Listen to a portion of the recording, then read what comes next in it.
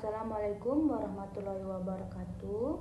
Kami dari kelompok 8 ingin mempresentasikan hasil kerja kelompok kami yang berjudul Ruang Lingkup Layanan BK di PAUD, yang beranggotakan saya sendiri Uswatun Hasanah dan ada teman saya yaitu Wita, Valira, dan Tasya.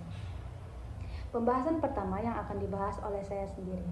Pendahuluannya yaitu pendidikan anak usia dini atau PAUD merupakan masa keemasan dalam perkembangan anak, di mana fondasi kepribadian, sosial, dan emosional mulai terbentuk. Pada tahap ini, layanan bimbingan dan konseling atau BK berperan penting dalam membantu anak mengenal diri, beradaptasi dengan lingkungan, serta mengembangkan potensi secara optimal. Layanan BK di PAUD bukan sekedar menangani masalah, tetapi menekankan pada pencegahan, pengembangan, dan pembentukan karakter positif anak sejak dini. Pertama yaitu adalah pengertian BKO. Menurut pendapat saya pendapat kami, bimbingan adalah proses pemberian bantuan yang dilakukan oleh orang yang ahli secara mandiri. Sementara konseling didefinisikan sebagai pemberian bantuan yang bersifat preventif atau memberikan kelonggaran dan personalisasi dalam individualisasi dalam upaya mengembangkan skill untuk mendapatkan atau meraih kembali pemahaman dan pengertian terhadap dirinya sendiri yang menjalani kehidupan sosialnya. Jadi, bimbingan dan konseling PAUD merupakan upaya mengembangkan potensi atau tugas-tugas perkembangan secara optimal dan mengatasi permasalahan yang dihadapi anak. Meliputi aspek kultural, sosial, emosional, pembelajaran, psikologis, dan dapat dilaksanakan di ruang khusus atau di ruang belajar PAUD yang memenuhi persyaratan yaitu menjamin kerahasiaan, aman, dan nyaman bagi PAUD. Selanjutnya yaitu tujuan bimbingan konseling bagi anak usia dini. Menurut Mulyadi, secara khusus bimbingan dan konseling bertujuan untuk membantu peserta didik agar tercapai segala aspek-aspek pertumbuhan dan perkembangan bagi anak, baik aspek akademik, bakat dan minat, emosional, sosial dengan teman, menyesuaikan diri di lingkungan yang baru, menemukan jati diri dan sebagainya. Tentunya akan lebih baik jika proses pelaksanaan diarahkan sejak dini agar tercapai segala aspek-aspek pertumbuhan dan perkembangan anak itu. Nah, baik, di sini saya akan menjelaskan tentang ruang lingkup layanan bimbingan konseling di PAUD. Layanan bimbingan dan konseling di PAUD mencakup 4 bidang, yaitu bidang pribadi, sosial, belajar, dan karir awal. Keempat bidang ini saling berhubungan dan membentuk kepribadian anak sejak dini. Nah, yang pertama ada bidang pribadi. Bidang pribadi adalah layanan bimbingan yang membantu anak mengenal dirinya sendiri dan memahami perasaan yang mereka miliki. Nah, dalam bidang ini, anak dibimbing untuk mengenali emosi seperti senang, sedih, marah, atau takut, serta belajar cara mengekspresikannya dengan baik. Nah, guru juga membantu anak menjadi lebih percaya diri, berani mencoba hal yang baru, dan mampu mengendalikan diri di saat menghadapi situasi yang membuatnya tidak nyaman. Nah, tujuan dari bidang pribadi adalah membuat anak bisa mengatur perasaannya sehingga mereka dapat berperilaku dengan lebih tenang dan positif dalam kegiatan sehari-hari. Nah, yang kedua ada bidang sosial. Bidang sosial adalah layanan bimbingan yang membantu anak belajar berinteraksi dengan orang lain di sekitarnya. Nah, dalam bidang ini, anak dibimbing agar mampu bekerja sama, berbagi, dan menghargai teman, dan menyelesaikan konflik dengan cara yang baik. Nah, guru juga menanamkan sikap empati, sopan santun, dan kemampuan berkomunikasi dengan teman dan guru. Nah, tujuannya dari bidang sosial adalah agar anak dapat bergaul dengan baik dan membangun hubungan positif dengan teman-temannya. Nah, selanjutnya yang ketiga, bidang belajar. Bidang belajar adalah layanan bimbingan yang membantu anak agar memiliki sikap positif terhadap kegiatan belajar. Nah, dalam bidang ini, anak dibimbing untuk bisa fokus mengikuti kegiatan, menyelesaikan tugas sederhana, dan belajar mengikuti aturan di kelas. Nah, guru membantu anak agar tidak mudah menyerah ketika menemukan kesulitan dan berani mencoba lagi. Nah, tujuannya dari bidang belajar ini adalah membuat anak terbiasa belajar dengan cara yang menyenangkan, sehingga mereka merasa nyaman dan siap menerima pembelajaran berikutnya. Nah, yang terakhir yang keempat, bidang karir awal. Nah, bidang karir awal adalah layanan bimbingan yang memperkenalkan berbagai jenis profesi kepada anak agar mereka memahami peran orang-orang di lingkungan sekitar.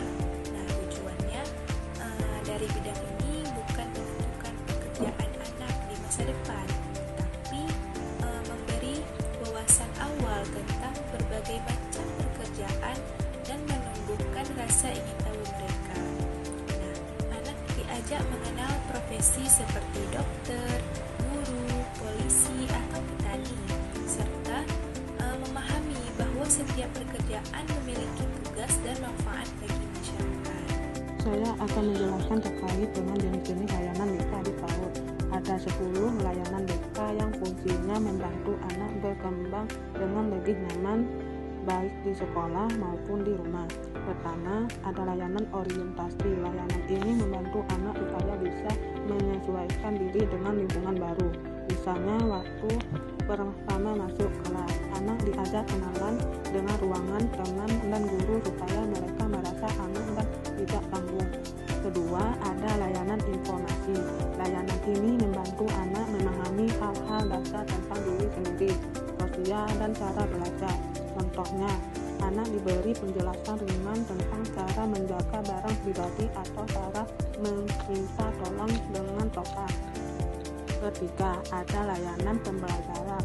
Layanan ini membentuk kebiasaan belajar yang baik.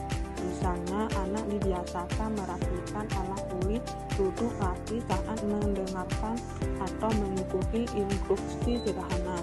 Keempat, ada layanan penetapan dan penyaluran. Layanan ini membantu anak mengenali bakat dan minatnya. Contohnya, anak yang terlihat suka menggambar diarahkan untuk ikut kegiatan mewarnai. Kelima, ada layanan penguasaan konten. Layanan ini menekankan kemampuan dasar dan keterampilan hidup yang bermanfaat. Contohnya, mengajari anak cara antri, cara memakai sepatu sendiri, atau cara menyampaikan perasaan dengan kata-kata sederhana. Selanjutnya, ada layanan konseling perorangan.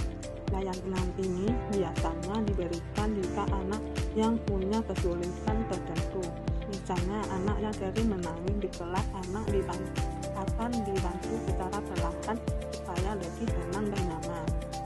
Berikutnya, ada layanan bimbingan konseling. Layanan ini membantu anak belajar bekerja sama dan mengatur emosi. Contohnya, anak diajak bermain peran atau permainan kelompok supaya belajar berbagi dan menunggu giliran.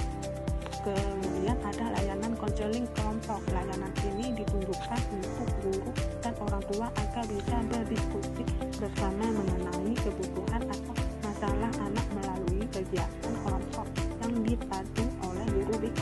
Misalnya membahas cara menghadapi anak yang sulit fokus. Berikutnya ada layanan konsultasi. Layanan ini membantu guru dan orang tua mencari solusi dengan tenaga ahli jika memang dibutuhkan. Contohnya, guru dan orang tua berkonsultasi dengan dokter anak saat ada anak yang mengalami keterlambatan di saraf. Terakhir, ada layanan mediasi.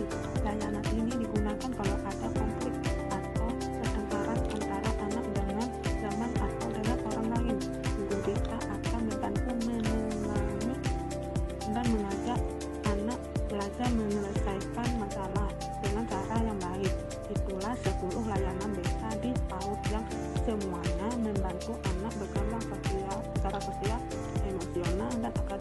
lebih seimbang. Sekian dari saya. Baik, di sini saya akan menjelaskan peran guru dalam layanan BK di PAUD.